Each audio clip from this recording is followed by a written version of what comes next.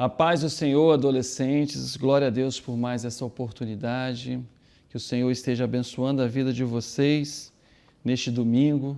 E agora nós temos a nossa aula, a aula dos adolescentes.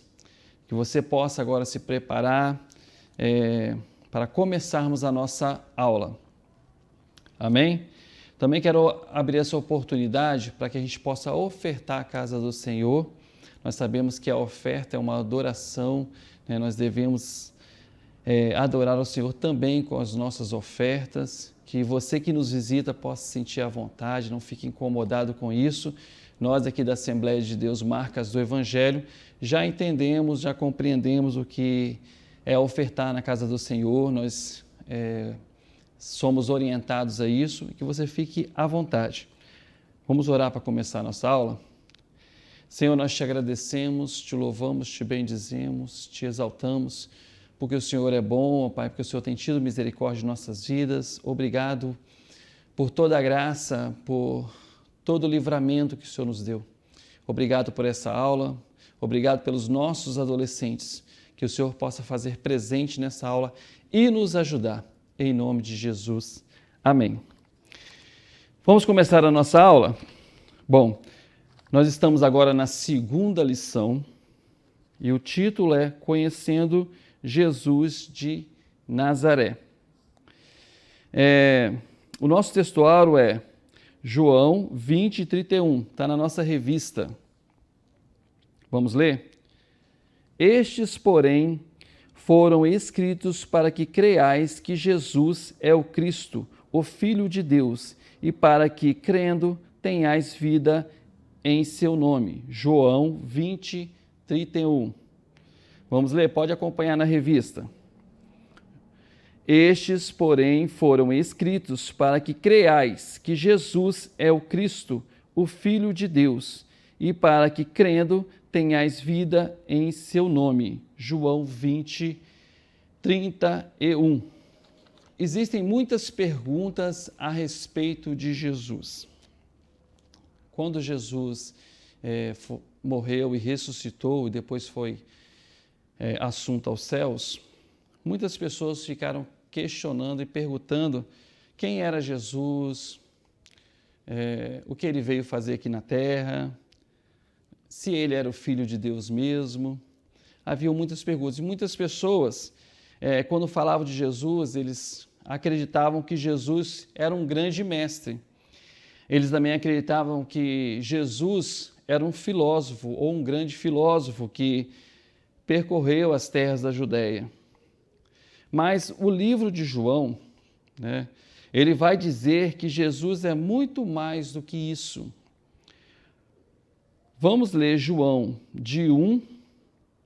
capítulo 1, de 1 a 14, página 292. João, capítulo 1, versículos de 1 a 14, página 292. Todos acharam? No princípio era o Verbo, e o Verbo estava com Deus, e o Verbo era Deus. Ele estava no princípio com Deus. Todas as coisas foram feitas por ele, e sem ele nada do que foi feito se fez. Nele estava a vida, e a vida era a luz dos homens. E a luz resplandece nas trevas, e as trevas não a compreenderam. Houve um homem enviado de Deus, cujo nome era João. Este veio para testemunho, para que testificasse da luz, para que todos crescem por ele. Não era ele a luz, mas para que testificasse da luz. Ali estava a luz verdadeira, que ilumina a todo homem que vem ao mundo. Estava no mundo, e o mundo foi feito por ele, e o mundo não o conheceu. Veio para o que era seu, e os seus não o receberam. Mas a todos quantos o receberam, deu-lhes o poder de serem feitos filhos de Deus, ao que creem no seu nome, aos quais não nasceram do sangue, nem da vontade da carne, nem da vontade do homem, mas de Deus. E o Verbo se fez carne e habitou entre nós. E vimos a sua glória como a glória do unigênito do Pai, cheio de graça e de verdade. Glória a Deus. O nosso primeiro tópico, acompanhe na revista. E o Verbo se fez carne. Jesus é o Verbo. E o Verbo estava com Deus e o Verbo era Deus. O que significa verbo? No dicionário significa ação. E no grego, verbo é logos. E logos significa palavra, quer dizer palavra. Então, logos quer dizer palavra. Jesus, ele era o verbo. E ele significava a expressão do poder da ação de Deus. O verbo é a palavra de Deus que criou o mundo. A Bíblia diz que tudo que foi criado foi por meio de Jesus. Hebreus 11:3 diz assim a palavra do Senhor: pela fé entendemos que os mundos, pela palavra de Deus, foram criados de maneira que aquilo que se vê não foi feito do que é aparente. No princípio de todas as coisas, alunos, Jesus estava lá. E em Gênesis, Deus Pai, Deus Filho e Deus Espírito Santo estavam lá, né? A Trindade Santíssima estava no início. Era isso que João queria dizer, né? Era isso que João estava explicando com o seu livro, com esta passagem, de que Jesus sempre existiu. Jesus, ele é Deus. E ele tem todo o poder, são atributos de Deus. Eternidade, todo o poder, isso são atributos de Deus. E Jesus, quando ele veio ao mundo, ele era 100% Deus e 100% homem. Como que é isso? Ser 100% Deus e 100% homem. Essas duas naturezas, a natureza humana e a natureza divina, coexistia em uma mesma pessoa, em Jesus. Mas por que o Verbo se fez carne? Porque Jesus se tornou carne, né? Porque ele veio ao mundo, porque ele nos ama, muito, muito mesmo, ao ponto de morrer por nós. Olha só, havia um plano divino desde o início dos tempos para nos salvar dos nossos pecados. E Jesus, ele veio ao mundo, ele se tornou carne, ele precisava ser homem. Por quê? Porque o salário do pecado é a morte, está em Romanos 6:23. Porque o salário do pecado é a morte, mas o dom gratuito de Deus é a vida eterna por Cristo Jesus, nosso Senhor. Ou seja, Jesus morreu em nosso lugar porque precisava ser pago esta dívida, e esta dívida era nossa, mas nós não tínhamos como pagar. E Jesus, por nos amar, né, ao ponto de morrer por nós. A morte de cruz, eu devo avisar a vocês que não era uma morte fácil assim de entender, porque ela era uma morte muito, muito terrível, muito sofrida, havia muitos flagelos na morte de cruz. A pessoa que era condenada à morte de cruz, ela estava sendo humilhada por essa condenação, porque diziam que Aqueles que eram condenados pela morte de cruz eram pessoas que a sociedade não queria mais, que eram pessoas que eram consideradas escória da sociedade. E a morte de cruz foi escolhida para matar a Jesus. Ele foi o sacrifício perfeito. Jesus sofreu muitas dores e muitos flagelos até morrer na cruz. Nós temos que entender de que o sofrimento de Jesus era muito maior de qualquer outra pessoa que tinha morrido na cruz, porque ele estava sofrendo pelos nossos pecados. Era nós que éramos para estar lá. Então, Jesus, ele se tornou carne para que eu e você tivéssemos vida eterna.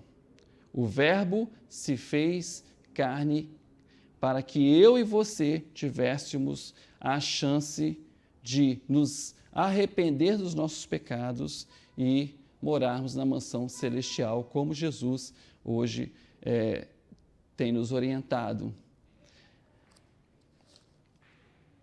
O nosso segundo tópico diz o seguinte: e habitou entre nós, Mateus, capítulo 1, 18 a 25, página 18. Todos acharam? Ora, o nascimento de Jesus Cristo foi assim, que, estando Maria, sua mãe, desposada com José, antes de se ajuntarem, achou-se ter concebido do Espírito Santo. Então José, seu marido, sendo justo e a não queria infamar, intentou deixá-la secretamente. E pensando ele nisto, eis que em sonho lhe apareceu um anjo do Senhor, dizendo: José, filho de Davi, não temas receber a Maria, tua mulher, porque o que nela está gerado é do Espírito Santo. E dará à luz um filho e lhe chamarás o seu nome Jesus, porque ele salvará o seu povo dos seus pecados. E tudo isso aconteceu para que se cumprisse o que foi dito da parte do Senhor pelo profeta, dizendo: eis que a virgem conceberá e dará à luz um filho, e chamarão seu nome Emanuel, que traduzido é Deus conosco. E José, despertando do sono, fez como o anjo do Senhor lhe ordenara, e recebeu a sua mulher, e não a conheceu até que deu à luz seu filho, o primogênito, e pôs-lhe por nome Jesus. O nosso segundo tópico vai dizer que Jesus habitou entre nós. Vários profetas profetizaram a vida do Messias. Jeremias profetizou, Oséias, Isaías, Miqueias, Zacarias e Daniel. Profetizou a vida do Filho de Deus, a vida do Messias, à terra. E Herodes, quando ficou sabendo disso, de que viria o rei dos judeus, Herodes, ele quis matar Jesus. E com medo de Jesus tomar o seu reino, ele pediu que matasse todos os bebês, os meninos, de 0 a 2 anos, que havia na região de Belém. José, ele fugiu para o Egito, e dali ele ficou escondido para que ele não fosse pego por Herodes. Jesus, ele nasceu de Maria, mas foi concebido pelo Espírito Santo de Deus. Ele cresceu como um menino, filho do carpinteiro, e muitas pessoas, e é por este fato de ter nascido de mulher, que os escribas e os anciões, uma vez em Jerusalém, perguntaram a Jesus com que autoridade ele fazia aquelas coisas, com que autoridade ele ensinava, com que autoridade ele curava.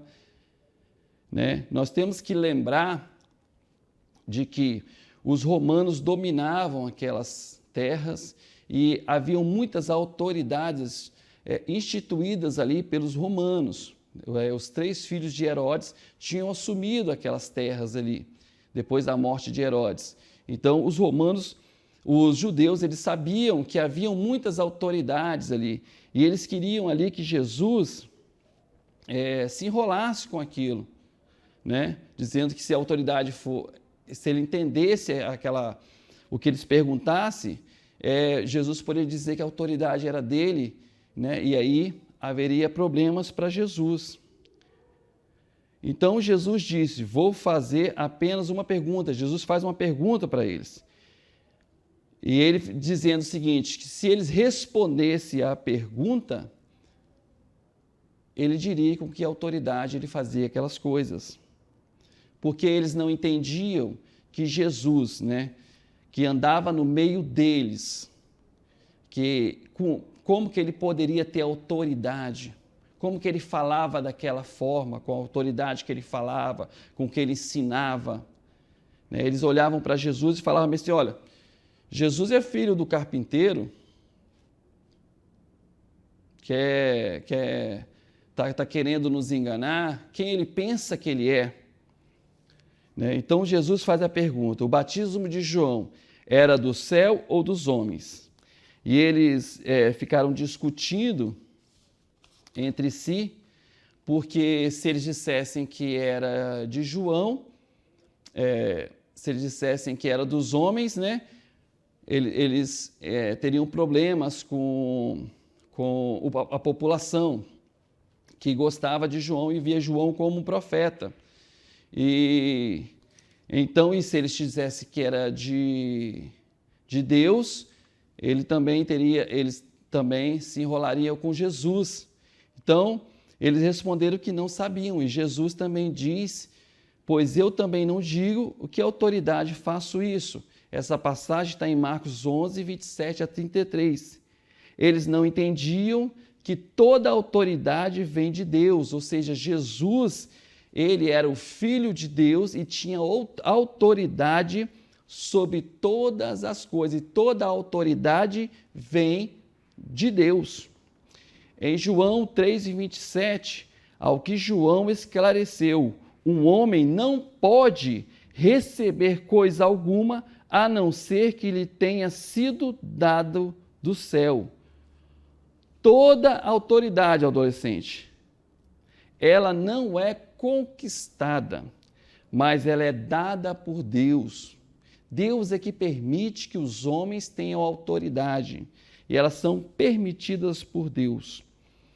Vocês podem pensar, mas é difícil para alguém responder isso, dizer que naquela época somente, de que reconhecer que Jesus tinha autoridade dada por Deus, que Jesus não era um simples filho de carpinteiro, mas ele era o Filho de Deus, o Verbo que se fez carne e que estava habitando com eles ali, entre eles, vivendo entre eles. Lucas 7, de 1 a 10, fala da cura do servo do centurião. Jesus ele é chamado para curar o servo de um centurião. Você sabe o que é um centurião? Um centurião é um oficial do Império Romano que comanda 100 homens.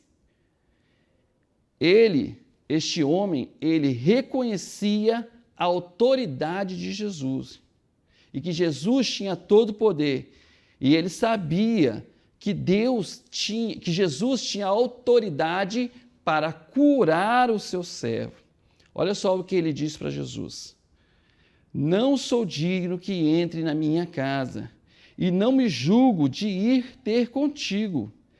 E ele continua dizendo, porque sou homem sujeito à autoridade. Então ele reconhecia, né, a autoridade de Jesus. E tenho soldados a meu comando.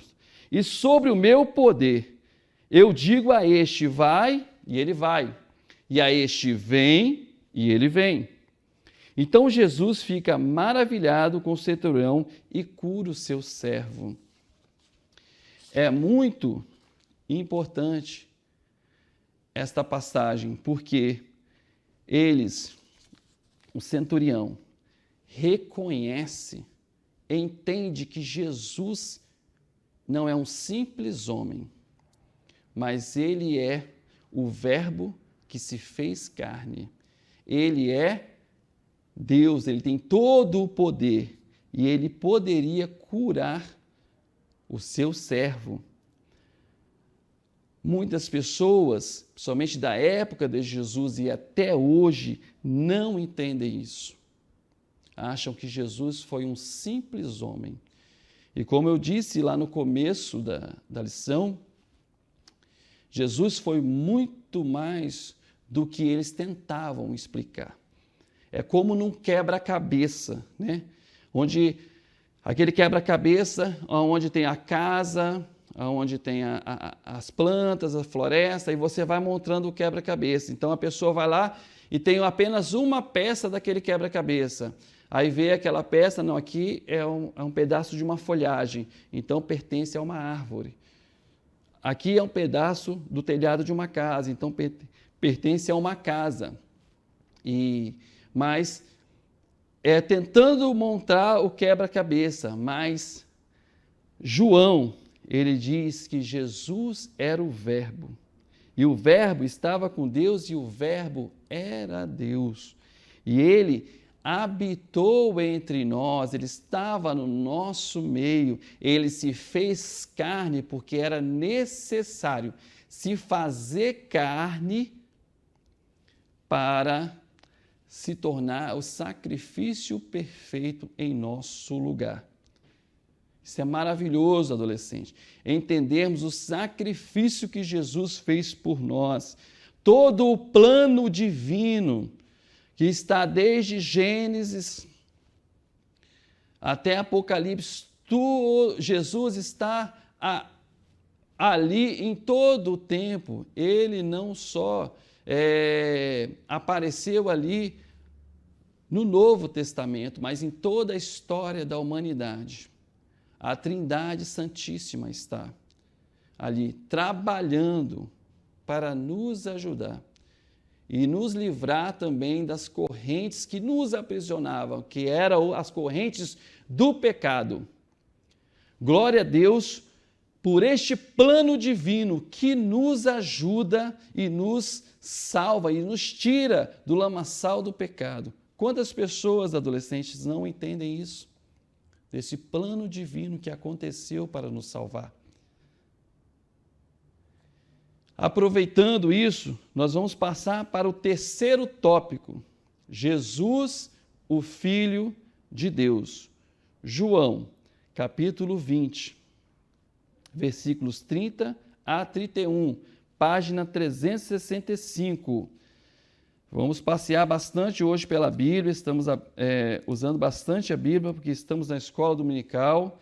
Escola dominical é sempre Bíblia aberta. Vocês lembram disso, que a gente sempre conversava isso em sala de aula. Amém? João, capítulo 20, versículos 30 a 31, página 375 da Bíblia McCheyne. Vamos ler? Jesus, pois, operou também em presença de seus discípulos muitos outros sinais que não estão escritos neste livro. Estes, porém, foram escritos para que creiais que Jesus é o Cristo, o Filho de Deus, e para que, crendo, tenhais vida em seu nome. Vou ler mais uma vez. Jesus, pois, operou também em presença de seus discípulos muitos outros sinais, que não estão escritos neste livro. Estes, porém, foram escritos para que creiais que Jesus é o Cristo, o Filho de Deus, e para que, crendo, tenhais vida em seu nome. Eu quero pedir que você coloque aí no chat aí, quem é Jesus para você? Quero fazer essa pergunta a você que nos assiste e que você possa participar aí do chat colocando quem é Jesus para você.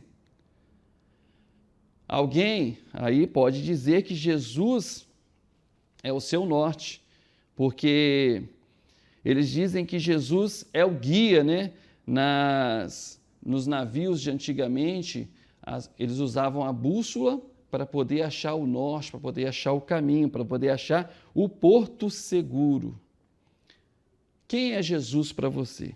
Mas João, ele diz que Jesus, ele é o pão da vida, a luz do mundo, a porta das ovelhas, o bom pastor, a ressurreição e a vida, o caminho, a verdade e a vida, e ele é a videira verdadeira e o Filho de Deus. Quem é Jesus para você, adolescente? Jesus, porque Jesus é o pão da vida. Ele é quem dá a vida espiritual e eterna ao homem. O homem iria morrer, nós falamos sobre isso, mas Cristo deu a vida eterna para o homem. Glória a Deus. Cristo, ele é a luz do mundo. Jesus estava fazendo uma afirmação quando ele disse isso, de sua divindade.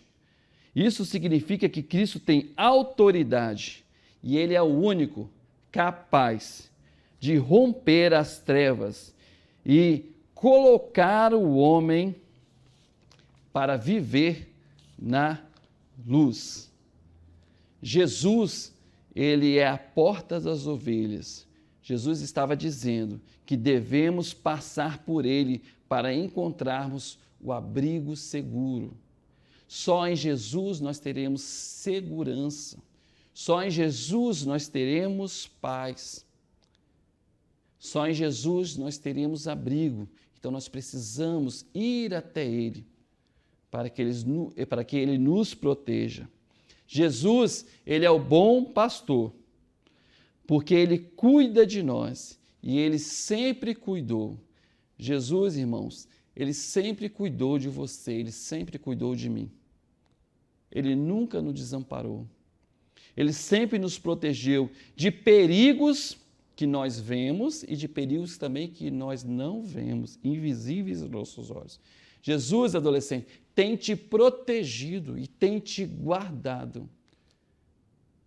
Quero dizer para você nesta manhã de domingo que você é precioso para Jesus e Ele tem te guardado em suas mãos. Jesus, ele é a ressurreição e a vida. Aquele que crê em Jesus, ainda que morra, viverá. Quem aceitou a Jesus como seu Salvador não tem mais medo da morte. Por quê? E se vivemos para o Senhor, vivemos. E se morremos para o Senhor, morremos. Jesus, ele é a videira verdadeira. Jesus disse isto para mostrar como o nosso relacionamento deve ser com Jesus. Jesus, ele é a videira e nós somos os ramos que dependem de Jesus, porque se você tirar de uma planta, uma folha, um ramo, sabe o que vai acontecer? Aquela folha, aquele ramo vai morrer. Então, quando Jesus se refere a ele como a videira verdadeira, Jesus está dizendo de que sem ele nós iremos morrer. Olha, uma revelação agora divina para nós, de entendermos que nós não podemos ficar nem um minuto sem Jesus. Nós devemos correr para Jesus. Aqueles que nos assistem podem estar pensando, será que eu estou morto? Sem Jesus, você vai estar morto.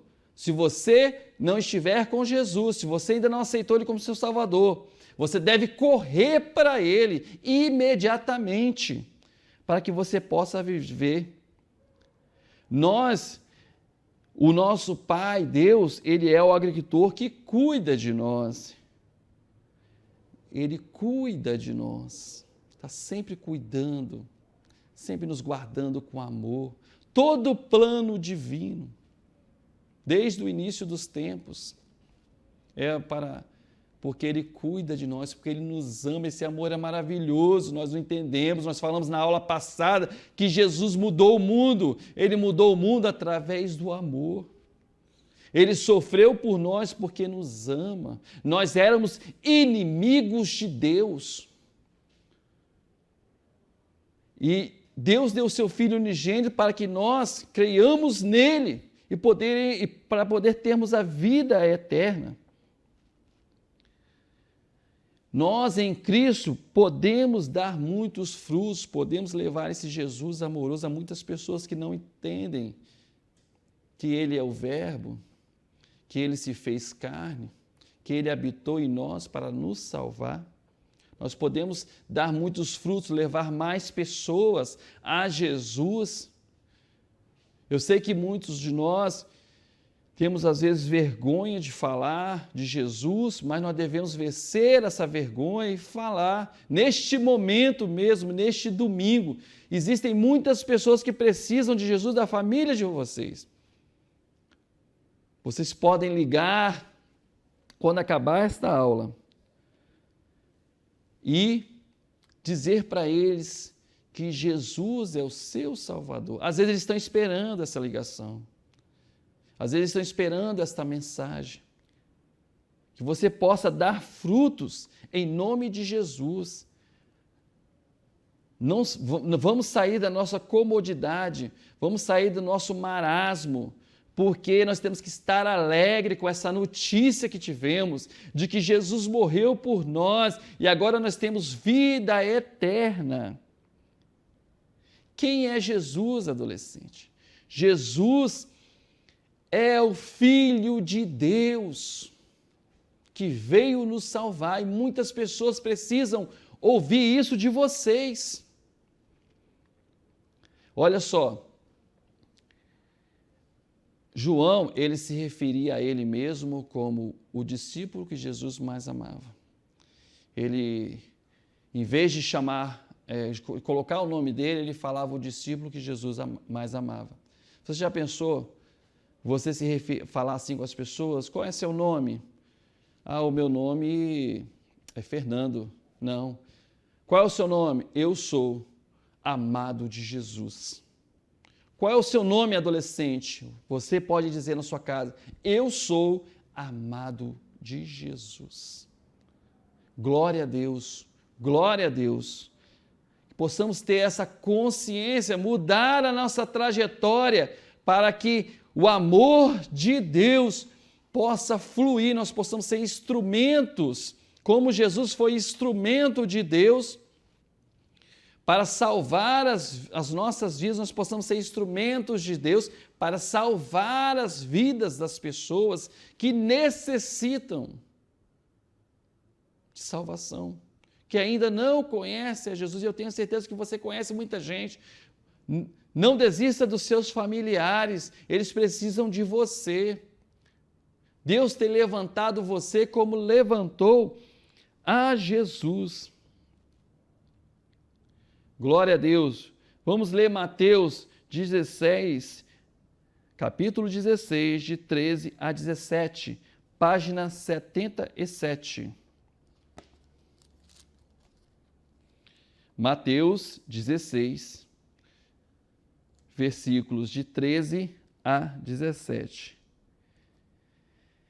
E se nós somos filhos, somos logo herdeiros também, verdadeiramente herdeiros de Deus e co-herdeiros de Cristo, se é certo de que com Ele padecemos, para que também com Ele sejamos glorificados.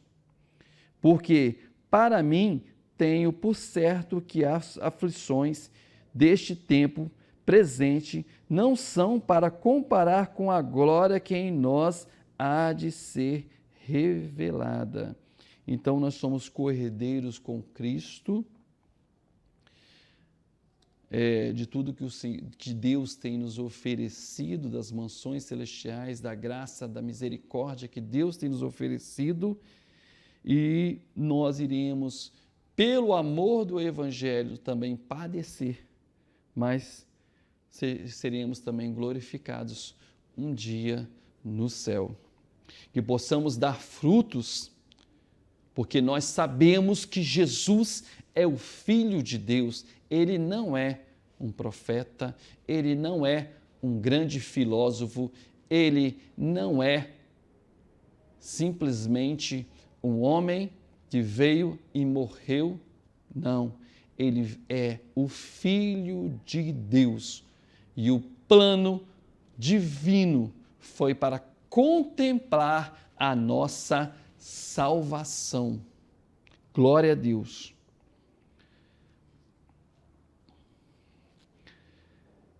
Você, no quarto tópico, vamos para o quarto tópico, e você também é filho de Deus. E faz duas perguntas, né? E você também é filho de Deus. Nós lemos aqui em Romanos que nós somos filhos de Deus, cordeiros com Cristo. Devemos fazer a vontade de Deus como Cristo fez a vontade. Sermos instrumentos de Deus. E você pode estar pensando, mas eu ainda sou muito novo, eu tenho que estudar, eu tenho que trabalhar, eu tenho que passar na faculdade, eu estou tendo dificuldades agora com o estudo por causa dessa quarentena. Isso não quer dizer nada para fazermos a obra de Deus, porque quando Jesus veio à Terra, quando ele ainda era menino, nós lemos de que Herodes queria matar os meninos porque tinha medo que Jesus tomasse o seu reino, porque os 3 reis magos disseram que ele era o rei dos judeus. Tinha medo dessa profecia.